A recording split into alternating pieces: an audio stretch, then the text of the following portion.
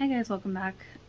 So today we're doing season 1, episode 17, Spirit in the Night, or along with the podcast latest episode, Sparkle Pits. I kind of like that one. Lots of fun tidbits on this week's podcast, and I'm going to now rewatch episode 17, Spirit in the Night.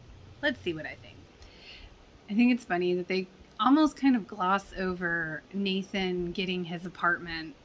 It's such a huge thing to be emancipated and then get an apartment so quickly. And it's just kind of like, oh, great, yay, moving on. I think it kind of shows how last week's podcast they said that the show moves so quickly, and it does. And then we see, Brooke being, cheer Nazi Brooke, really digging into the girls. And I did kind of like it when Brooke was like, well, those judges aren't going to be as forgiving, and Peyton's like, funny, I didn't know you were forgiving at all. Ooh, burn. Whitey asking Lucas to coach a team member that needs some help, and it turns out to be Nathan. Pretty hilarious.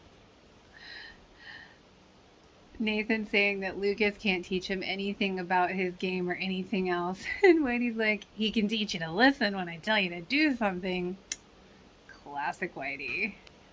Yeah, I feel for Deb when she's like, how bad of a mother am I that my own son wants to divorce me? And Karen's just like, oh, he'll forgive you. And then in walks Keith, and Karen just does like this 180 from all her previous, I don't want to be around Keith. Hey, come to dinner sometime. No problem. Again, this really goes in line with how they say that the show moves super fast.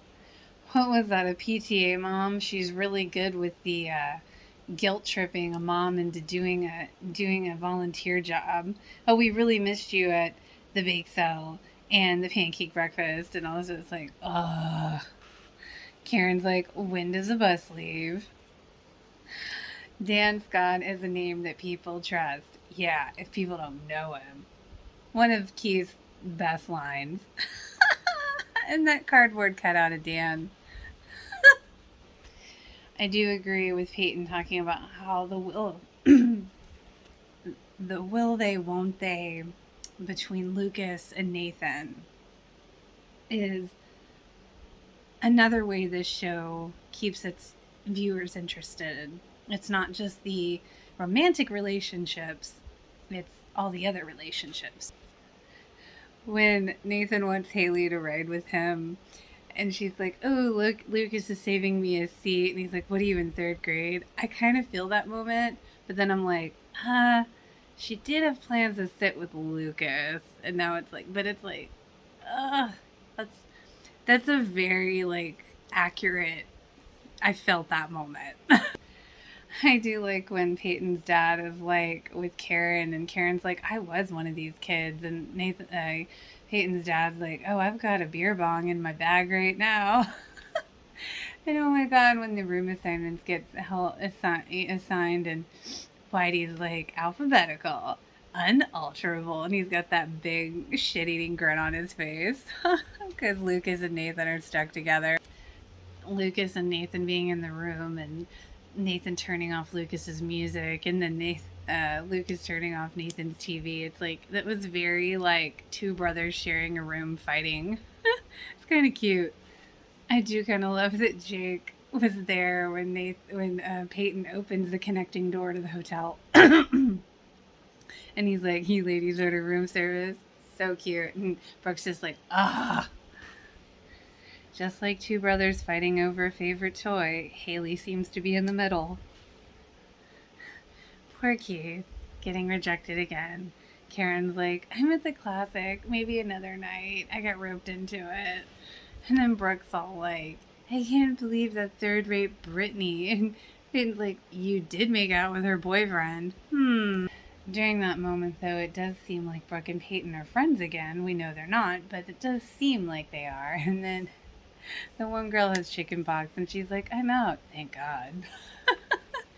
And here comes Peyton really trying to help Brooke, and it is sweet, because she's trying to make up for what she did with Lucas, but she just wants to be back in the glowing light of her best friend. But I do think it's funny because like Haley's like, no way, I'm a born klutz. Like Dan has this moment with Keith where he's almost like caring, like, you can take the night classes and learn the equipment. And then he's like, well, if you'd gone to college in the first place, you might not have to be doing this at all. It's like, just when I think you're not being a jerk.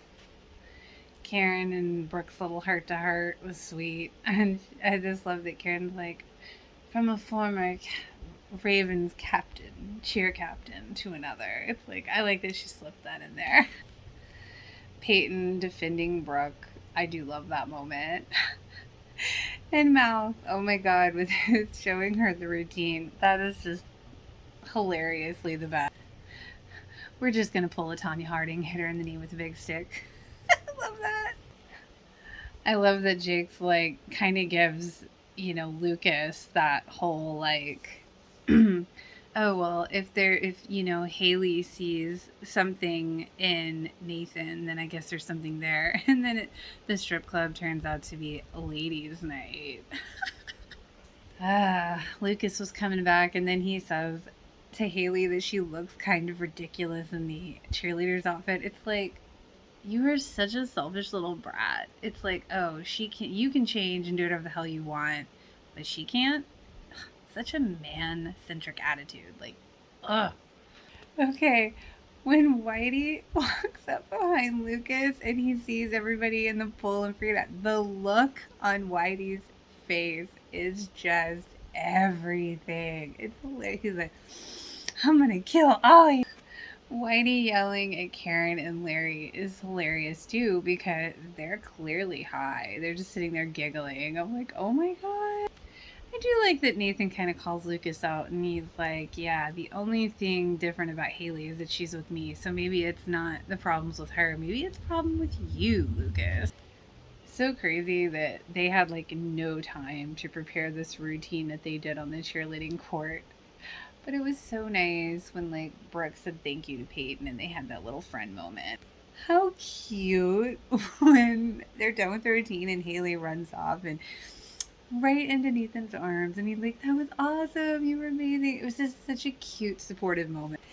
I like that they had Brooke win the choreography and the other girl who actually won the whole competition, she's like, It was nice to see Lucas come around and have that little heart-to-heart with Haley and stop being a shithead.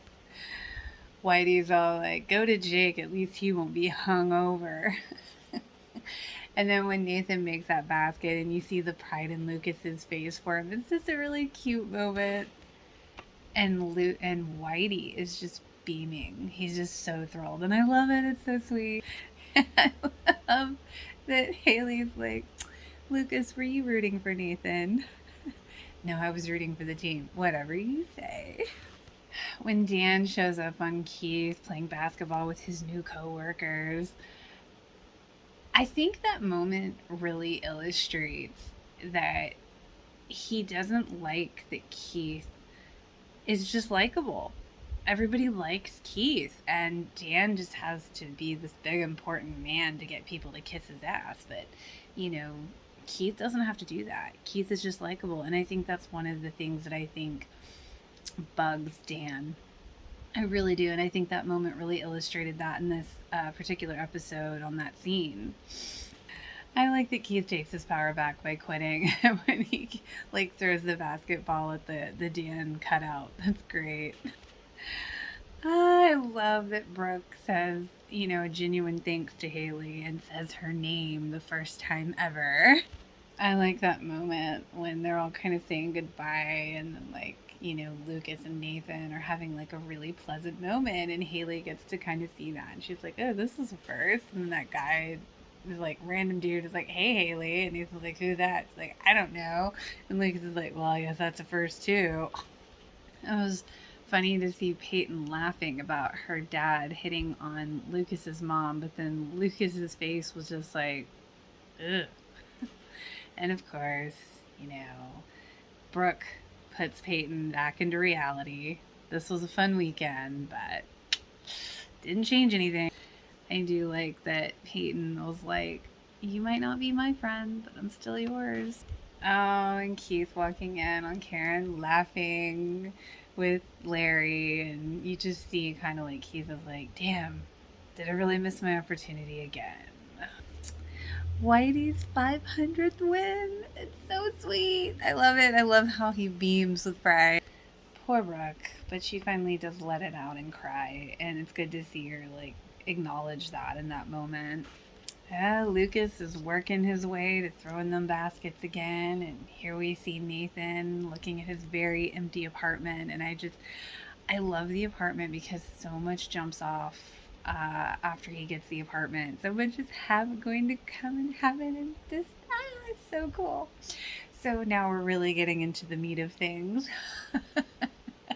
But that's it for me on this episode. I hope you enjoyed. If you did, feel free to like and subscribe, and I will see you next week.